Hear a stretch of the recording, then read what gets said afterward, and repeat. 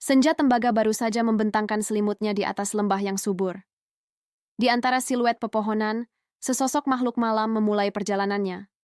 Bukan sembarang makhluk, ia adalah seekor kelelawar buah jantan, dengan bulu coklat gelap yang berkilauan ditimpa sisa cahaya matahari. Matanya yang besar dan waspada menatap tajam ke depan, sementara di tubuhnya tersampir sebuah tas kulit kecil, tersegel rapi dengan lilin.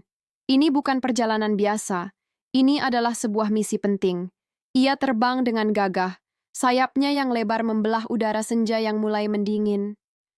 Di bawahnya, petak-petak sawah yang menghijau tampak seperti permadani raksasa. Kabut tipis mulai merayap naik dari dasar lembah, menciptakan suasana yang magis sekaligus misterius. Perjalanan ini penuh bahaya. Tiba-tiba, dari ketinggian, seekor elang menukik tajam, mengincar sang pembawa pesan. Dengan sigap, kelelawar itu bermanuver, meliuk-liuk di antara rumpun bambu, memanfaatkan kegelapan yang semakin pekat sebagai perisainya. Elang itu pun kehilangan jejak. Setelah melewati berbagai rintangan, akhirnya ia tiba di tujuannya, sebuah gubuk sederhana di tepi bukit. Di sana, seorang wanita muda dengan rambut hitam bergelombang sedang menatap cemas ke arah langit yang mulai menghitam. Sang kelelawar mendarat dengan lembut di bahunya.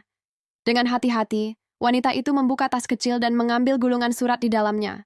Matanya membelalak saat membaca isinya, sebuah peringatan akan datangnya banjir bandang dari hulu sungai.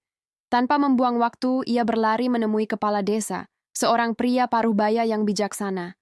Mereka segera mengambil tindakan. Suara kentongan yang dipukul bertalu-talu memecah keheningan malam, menjadi alarm bagi seluruh warga desa.